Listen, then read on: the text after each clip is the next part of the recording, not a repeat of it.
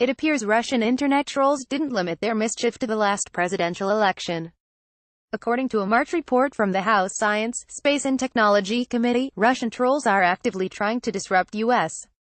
energy markets. The committee's report focuses on the Internet Research Agency, IRA, a Russian internet troll farm based in St. Petersburg that appears to be at the forefront of Russian cyber meddling.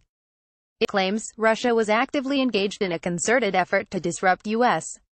energy markets and influence domestic energy policy and was exploiting American social media platforms, e.g., Instagram, Facebook and Twitter, in an attempt to carry out this objective. This isn't the Russians' first effort to shackle fossil fuel production.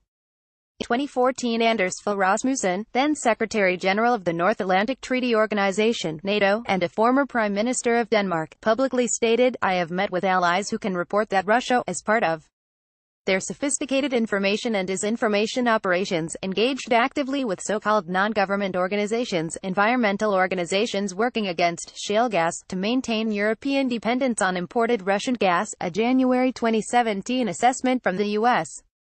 Director of the Office of National Intelligence revealed. RT America TV, a Kremlin-financed channel operated from within the United States, runs anti-fracking programming, highlighting environmental issues and the impacts on public health.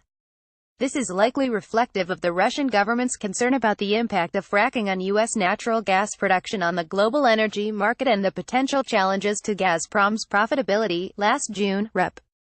Lamar Seelig and Smith May brings key primaries across nation. Russian trolls are pitting Americans against energy industry. Pruitt's rule ending secret science is pro-science, pro-consumer. More. Texas, Chairman of the House Committee on Science, Space and Technology, and Rep. Randy Weber. Keith Weber. Russian trolls are pitting Americans against energy industry. How much collateral damage will there be in the 2018 midterms? 25 House Republicans defy leadership in key spending bill vote. More. Texas, Chairman of the Energy Subcommittee, sent a letter to Treasury Secretary Steve Mnuchin identifying some of the ways Russians were trying to influence U.S. energy policy. They claim that Russian money appeared to be channeled through a Bermuda-based shell company known as Klein Limited, which then passes the money originating in Russia to various organizations such as the Sierra Club, League of Conservation Voters Education Fund, and others, to oppose fracking. They also pointed out that in October, before the 2016 presidential election, WikiLeaks released Hillary Clinton, Diane Rodham Clinton, Giuliani. Trump fired Comey because he wouldn't tell Trump he wasn't target in Russia. Probe Clinton, being a capitalist probably hurt me with Dem voters. Overnight healthcare, sponsored by PCMA. Drug industry braces for Trump action on prices. Moore's emails, which included a private 2014 speech in which Clinton said the State Department was up against phony environmental groups, and I'm a big environmentalist, but these were funded by the Russians. Sen. Ben Lewis Cardin. Russian trolls are pitting Americans against energy industry. Dem Senator, I'm encouraged by Trump's work with North Korea. Pompeo vote won't guarantee Democrats will win in November. More. DMD, the ranking member on the Senate Foreign Relations Committee, is also concerned. He released a committee report in January that claims, a study by the Wilfred Martin Center for European Studies reports that the Russian government has invested $95 million in NGOs that seek to persuade EU governments to end shale gas exploration. Why would Russia want to disrupt energy markets? According to the World Bank, oil and gas revenue accounts for about 40% of the Russian government's revenues, which it uses to expand its influence and foment mischief and unrest around the world. In addition, a number of U.S. allies, many of them in Eastern Europe, depend on Russian natural gas to heat their homes in winter. President Trump. Donald John Trump. All Republican support for Kanye West grew after rapper expressed support for Trump. Giuliani calls on Sessions and Rosenstein to shut down Mueller investigation. Fox News. Ingram calls out Giuliani for contradicting Trump on Stormy Daniels payments. That's a problem. Moore has rightly noted that many of those countries would like to have an alternative source of energy.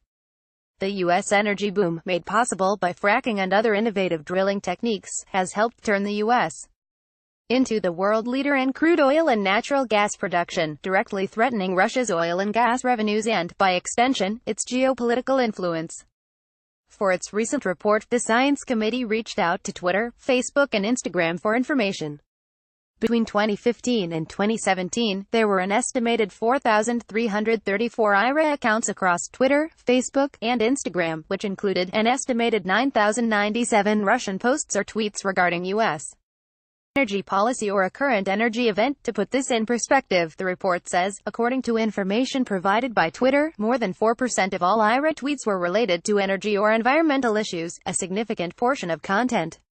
When compared to the 8% of IRA tweets that were related to the election in the U.S., this is important information, because it highlights efforts that could be shaping, or misshaping, Americans' views about the energy industry.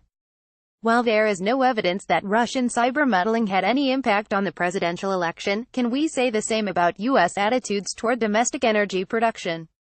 Merrill Matthews is a resident scholar with the Institute for Policy Innovation in Dallas, Texas. Follow him on Twitter at Merrill Matthews.